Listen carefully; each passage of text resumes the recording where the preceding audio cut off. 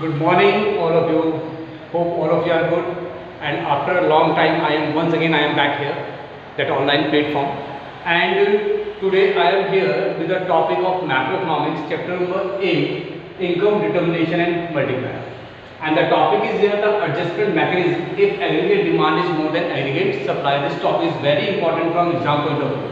ठीक है, 3 से 4 नंबर क्वेश्चन आपको एग्जाम में देखने को मिल सकता है. ठीक है, तो बहुत ही इंपॉर्टेंट टॉपिक है. बोर्ड के पॉइंट ऑफ व्यू से टॉपिक बहुत ही इंपॉर्टेंट है. होप आप सभी को समझ में आएगा और आपसे पसंद भी करेगा. ठीक है, तो आज से जो हमारा टॉपिक है aggregate demand is more than aggregate supply. Aggregate का मतलब होता है टोटल, और यहाँ पे बात करें total demand. Total demand means the total demand of the whole economy. पूरी इकोनॉमी की जो टोटल डिमांड की हम बात कर रहे हैं. Likewise the total supply of the whole economy. पूरी इकोनॉमी के अंदर जो टोटल सप्लाई उसकी बात हम कर रहे हैं. और यहाँ पे आप क्लियरली देख सकते हैं कि टॉपिक हमारा AD is greater than S. जो एग्रीगेट डिमांड है ये आपका ज्यादा है किससे? एग्रीगेट सप्लाई से. अगर ऐसी कंडीशन है कि एग्रीगेट डिमांड आपका एग्रीगेट सप्लाई से ज्यादा है तो इसे दोबारा कैसे इक्विलिब्रियम की पोजीशन में लेकर आया जाएगा? यही है आपका एडजस्टमेंट मैकेनिज्म जो आपको बताएगा कि जिस इक्विलिब्रियम से कैसे हम इसी इक्विलिब्रियम की पोजीशन में लेकर आएंगे. ठीक है, तो अभी हमारे पास कंडीशन है कि एग्रीगेट डिमांड ज्यादा है एग्रीगेट सप्लाई से.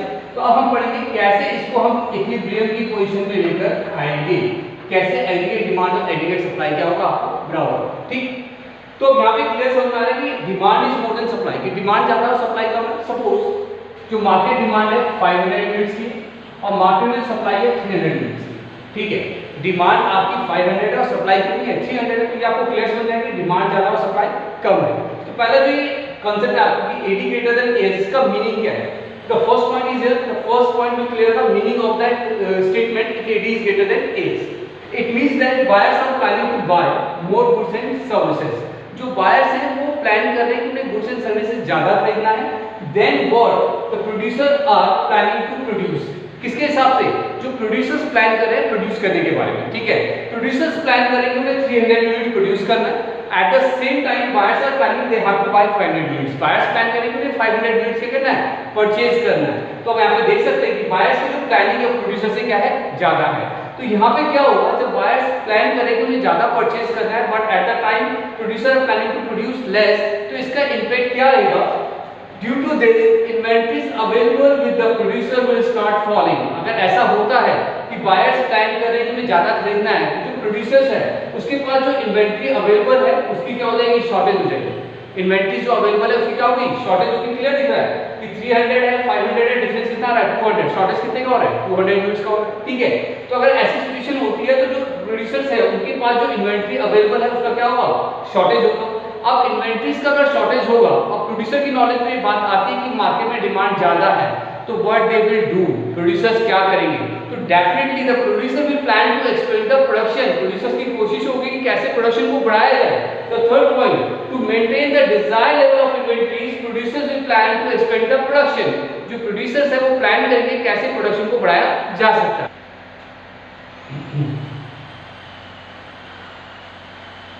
तो थर्ड पॉइंट में हमने देखा कि producers will plan to expand the production.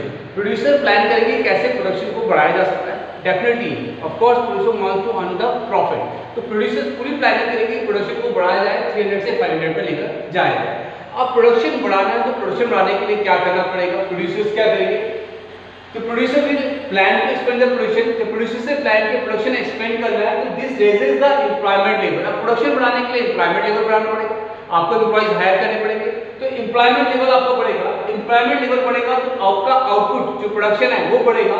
And in turn income level, production बढ़ेगा तो इनकम लेवल आपका बढ़ेगा. ठीक है, तो ये सारा वन टाइम प्रोसेस नहीं है. It will take the time कि धीरे धीरे स्लोली ये सारी चीजें होंगी कि एम्प्लॉयमेंट लेवल बढ़ेगा, धीरे धीरे एम्प्लॉयमेंट लेवल बढ़ाया जाएगा जिससे आउटपुट लेवल बढ़ेगा. आउटपुट लेवल बढ़ेगा तो इनकम लेवल आपका बढ़ेगा और ये लेवल तब तक बढ़ते रहेंगे till AD equals to AS. This level keep rising till AD equals to AS और एट लास्ट में आपका इक्विलिब्रियम एस्टैब्लिश हो जाएगा. ठीक, तो ओवरऑल ये हमारे पास का टॉपिक था कि अगर एग्रीगेट डिमांड आपका एग्रीगेट सप्लाई से ज्यादा होगा तो उसे इक्विलिब्रियम की पोजीशन में कैसे लेकर आएंगे. तो एक बार दोबारा से हम इसको सारे पॉइंट्स को देख लेते हैं. If AD is greater than AS, it means that buyers are planning to buy more goods and services than what producers are planning to produce. Buyers plan करें उन्हें ज्यादा खरीदना है किसके हिसाब से? किसके कंपैरिजन में? In the comparison of the producers. जो प्रोड्यूसर्स प्लान करें, अगर बायर्स ने ज्यादा प्लान किया है खरीदने का तो इसका क्या इम्पैक्ट आएगा? तो inventories available with the producer will start falling.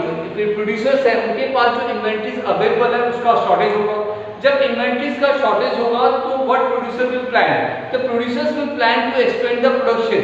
Producers plan करेंगे कि उन्हें प्रोडक्शन को बढ़ाना चाहिए ताकि मार्केट में जो एग्रीगेट डिमांड है, जो बड़ी हुई डिमांड है, उसको पूरा किया जा सके।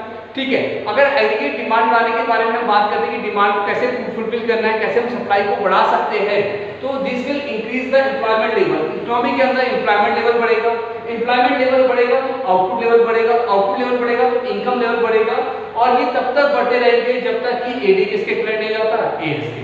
ठीक, तो एक छोटा सा टॉपिक था, इंपॉर्टेंट टॉपिक था। इसका सेकंड पार्ट भी है, the condition was opposite of this one if AD less than AS. इस टॉपिक के साथ में हम नेक्स्ट क्लास में लेंगे। That's all for today, thank you, have a nice day.